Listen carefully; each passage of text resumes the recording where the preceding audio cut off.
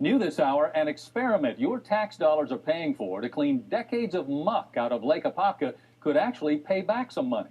Channel 9's Lori Brown got a look at the operation at the Magnolia Park boat ramp in Apopka. And Lori, this could be good for the lake and for taxpayers. Bob, all of this disgusting sludge in Lake Apopka can actually be turned into something with cash value, potting soil, and a lot of it. Researchers estimate that this stuff may be able to pay for half the cost of cleaning up the lake. This is a beautiful sight to Orange County Commissioner Fred Brummer. These kinds of advances just make me giggle. I just have it's the kind of thing to say, yes, we're having success. We need to keep after it. Brummer's longtime mission is to see Lake Apopka once again become a usable lake. You can't find this kind of a resource anywhere. You know, God gives you this one time. We messed it up. Now we got to come back and fix it. The mastermind behind this project is University of Florida researcher Dr. Dan Canfield. We, the state, have spent somewhere between $250 million and $500 million on restoring this lake, and you got nothing. Dr. Canfield says if this new process works, the lake could once again be a vibrant bass fishery with 5 years and $25 million. Here is the problem at Lake Apopka. It is filled with this smelly, soupy muck. The old method spread muck out on land that took up acres of space. The new method spins the muck out of the water and turns it into this odorless, crumbly material that can then be turned into potting soil. And the water comes out clean.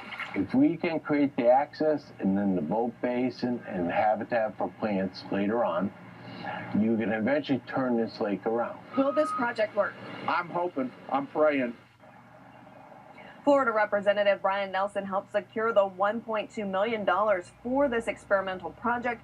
Now researchers are working to figure out how fast the potting soil can be created and how much it will sell for. Reporting live at Lake Apopka, Lori Brown, Channel 9 Eyewitness News.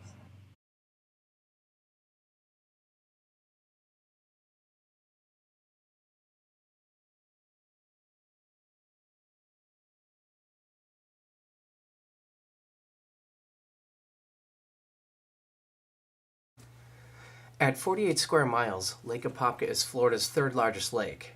In the 1950s, Lake Apopka was considered to be one of the premier bass fishing lakes in the entire world. Today the lake is dead. Over decades, the lake has been repeatedly polluted by fertilizer runoff from corporate farms and a toxic chemical spill from a pesticide manufacturer that caused the EPA to declare portions of the lake a Superfund site in 1980. To stop further contamination, the state of Florida purchased surrounding farmland and has reportedly spent $189 million over the last 11 years trying to restore the lake. Until now, nothing has worked. To revive the lake, the stifling muck must be dredged and removed so that the sunlight can reach the bottom to allow plants to grow again. Also, it is necessary to remove the abundant amounts of phosphorus and ammonia to prevent oxygen-depriving algae blooms to create a friendly environment for fish to thrive again. Fortunately, Ferry can treat both phosphorus and ammonia. The treatment begins by dredging the lake to remove the muck from the lake bottom. The muck is pumped into a trommel, which sends the muck down a slide for collection and allows the untreated water to fall into a tank for further treatment with ferrite.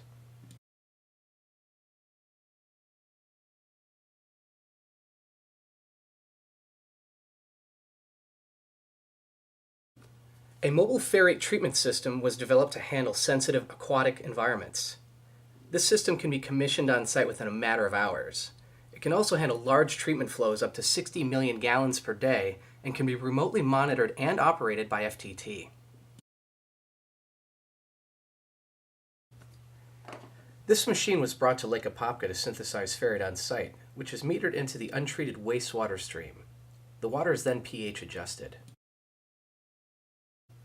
As you can see, the untreated water is almost black. The treated water is then sent to a tank, which allows the solids to settle. The crystal clear water taken from the top of the clarification tank is sent back to the lake. During this treatment, ferrite removes phosphorus, ammonia, and heavy metals. Ferrite did an outstanding job of removing phosphorus and ammonia to the lab's detection limits, as well as 10 other harmful contaminants like arsenic, mercury, and lead. This is the greatest treatment result for the lake to date. The success of ferrite treatment for this project impressed Florida's Appropriations Chairman, Senator Alan Hayes, who visited FTT's corporate offices for 3 hours to plan and discuss funding a much larger treatment project on Lake Apopka, which is scheduled for the latter half of 2014. Florida's Department of Environmental Protection was also impressed and awarded FTT a sole source contract to remove phosphorus utilizing ferrite on Lake Okeechobee, the largest freshwater lake in the state of Florida.